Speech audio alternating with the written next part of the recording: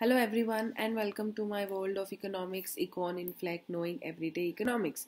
This video is about banking, wherein I'll be discussing about the topic and its related aspects subject to the curriculum of this year 2021.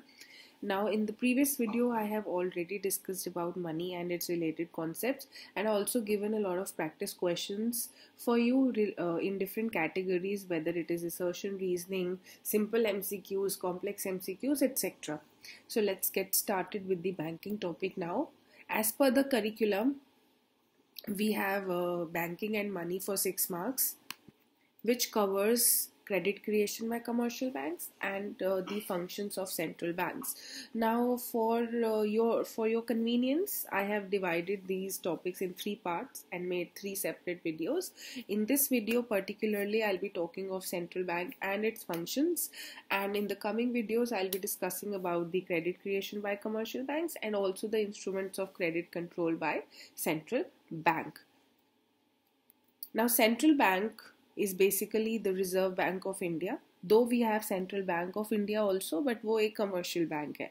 तो confuse मत होना. RBI is the central bank or the apex bank in the country, whereas Central Bank of India is a commercial bank. It was established on 1st April 1935 in accordance with the provisions of the Reserve Bank of India Act 1934. The central office of RBI is in Mumbai, where the governor sits and policies are formulated. Also, there are other offices, northern region ka, southern ka, eastern ka, and western ka. But the central office is in Mumbai. After nationalization in 1949, RBI is fully owned by the Government of India. It prescribes broad parameters of banking operations within which the country's banking and financial system functions, wherein all the rates of interests or other instruments, monetary policy related aspects are laid down by the Reserve Bank of India, and commercial banks have to work in accordance to those protocols. Also, the other financial institutions also have to follow the same. It maintains public confidence in the system, protect depositors' interest, and provide cost-effective banking services to the public. These are the 4 important functions of central bank that we'll be discussing in detail one by one. We have issuer of currency. So the RBI issues currency. It exchanges or destroys currency and coins not fit for circulation.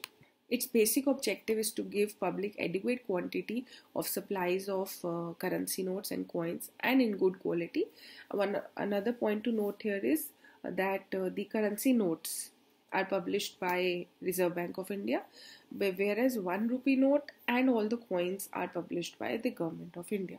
So basically RBI जो है money supply control करती है economy में by printing new currency. Also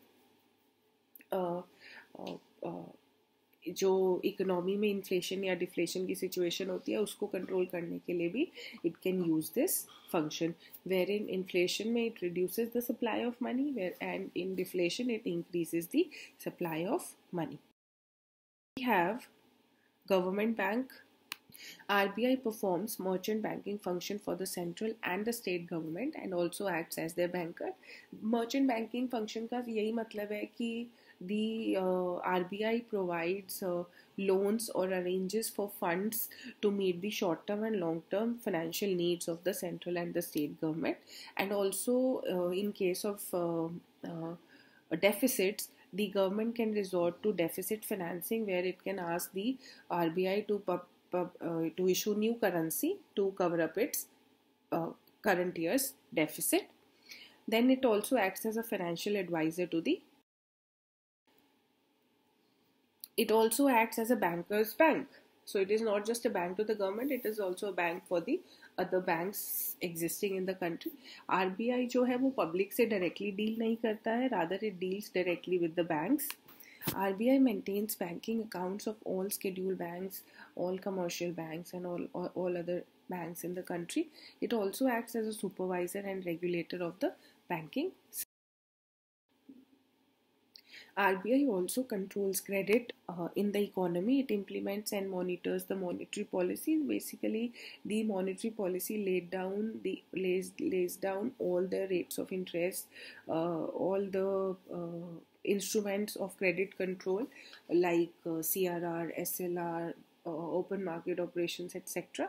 I have made a separate video on all these instruments of credit control, which I'll be sharing with you in the coming days. Then it also prescribes broad parameters of banking operations within which the country's banking and financial system functions to maintain public confidence in the system. Now, this was all about central bank. For you to practice, I'll be sharing case-based study questions and assertion reasoning questions in the coming days.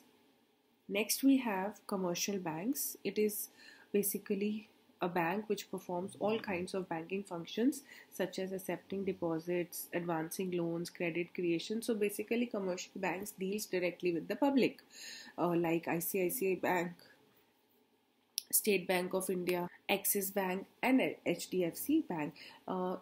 Commercial banks are basically divided into public sector and private sector. The only difference between the two is that who actually owns them. Private sector banks are owned by the private firms and private owners, and the public sector banks are owned by the government.